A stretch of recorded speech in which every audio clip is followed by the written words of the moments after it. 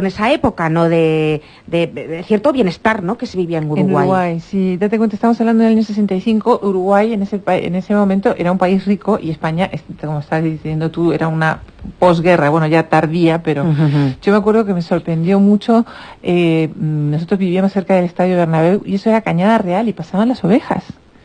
Y después, en el Viso, que es un barrio de lo más pijo, había luz de gas y venía un farolero todas las noches y encendía. Yo no podía creer aquello.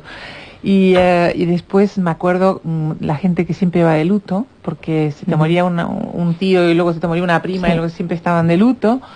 Uno de los carpinteros que vino a casa que iba vestido de hábito, que iba morado con un... Porque había hecho una promesa, claro. Sí, con un cordón. A mí todas esas cosas me tenían fascinada, absolutamente. Claro, imagínate, de repente te asomas a la ventana, ¿no? Y el farolero encendiendo, en fin. Pero antes, si no me confundo, antes de Santiago Bernabéu número 5, estuvisteis en el Ritz. Y 3 meses... Fue bochornoso. ¿Por qué? Que lo cuentes Gervasio, que a mí me da vergüenza. Por los sillones. Pasó en el Ritz. Del Ritz. Aquí le pasa el balón al hermano pequeño. No, lo que pasa es que, bueno, mientras que encontrábamos casa, estuvimos un tiempo en el Ritz y yo creo que no nos aceptaron de una forma bastante inconsciente, porque en realidad una familia con 4 niños pequeños, pues no es lo que normalmente los huéspedes, el perfil medio, ¿no? Y entonces, pues, mis padres decidieron además que como, pues, el presupuesto de la embajada no daba para que comiéramos y cenáramos en el restaurante El Ritz, ni mucho menos, pues organizamos ahí mis padres iban por la noche a sus recepciones y sus cosas muy elegantes y nosotros nos quedábamos, compraron un infiernillo y ahí cocinábamos en el infiernillo. ¡Qué vergüenza! ¡Qué vergüenza! No nos van a dejar nunca más entrar en un hotel. Con lo cual la habitación estaba hecha un Cristo porque caían trozos de ravioli, todo por los niños comiendo por allí, con lo cual estaba hecha un asco, ¿no? Descansaron desde luego cuando la familia Posada salió de... Unos cafres, unos auténticos cafres. Dijeron, menos mal que se van, y así ya no tendremos aquí más quemaduras. Oye, de esa época, Gervasio, ¿es verdad que te amenazaban con que si no te portaba bien te llevaban a Carabanchel? Pues Gervasito, ¿eso quién lo decía? Gervasito. Uno de nuestros vecinos, justamente en esta casa, en Santiago Bernabéu número 5, era el entonces ministro de la Gobernación, el todopoderoso Camilo Alonso Vega. Y entonces, pues yo, claro, no sabía quién era este señor, que me encontraba todos los días de zapatos, colores, traje de rayas, con dos policías nacionales a su lado. Y entonces cuando me lo encontraba por la escalera, todos los días me decía lo mismo, me cogía el cachete y me decía, Gervasito, como te portes mal, te llevo a Carabanchel. ¡Qué miedo! Yo no era consciente. ¿De qué era Carabanchel, no? De que ibas a una cárcel directamente.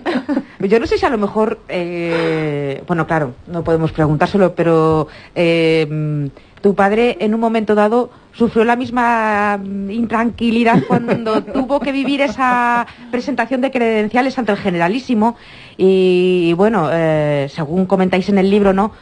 Había pues ciertas dudas en el momento de cómo sería el encuentro, cierta intranquilidad, ¿no? Yo no sé si en algún momento se os comentó, vuestro padre os comentó precisamente esa circunstancia, ¿no? Lo de la recepción, bueno, todo era como la muy charla del salmón. Sí. Porque Franco era un personaje aparentemente frío, calculador, terrible, ¿no? Todo el mundo estaba muy impresionado, pero en aquella época, no sé, tenía sueño y de repente se quedaba dormido en las ¿cómo se llama? En las recepciones. Luego se lo viniste no sé cuánto, y entonces cuando iba en camino del Palacio Real con mi padre en la carroza, toda esa ceremonia que hacen, el introductor de embajadores le iba diciendo que el embajador anterior, que había sido el embajador de Filipinas, había casi muerto, congelado como un sorbete, porque Franco se había quedado frito en la recepción y nadie se atrevía, en la entrevista, y no se atrevía a despertarlo. Claro, estaban los dos en un cuarto, Franco frito, y el pobre embajador de Filipinas vestido con la camiseta, ¿cómo se llaman las camisas? Parón, no. Sí, esas camisas filipinas, finitas. Entonces mi padre iba aterrado hacia esa entrevista, pero bueno, después encontraron un tema que era la pesca del salmón, y entonces ahí Franco estuvo hablando muchísimas horas. Y no, básicamente el tema lo contó Franco. Mi padre no dijo nada en ningún momento. Franco habló sobre la pesca del salmón él solo, ¿no? El río que más afluencia lleva, donde podemos encontrar mejor este pez que el otro. Bueno, una circunstancia desde luego memorable. Oye, no sé si hay alguna receta de salmón. ¿Hay alguna receta de salmón? Sí, hay una receta de salmón, ¿no? Sí, el salmón a las uvas, quiero recordar. Y sin embargo, la primera de todas las recetas Los ñoquis. es un plato, creo, o imagino que uruguayo típicamente, ¿no? ¿No? Que era ñoquis. Ñoquis al tuco. Eso es. Sí, porque en Uruguay hay una influencia italiana muy importante y entonces en las casas los domingos se hace pasta casera.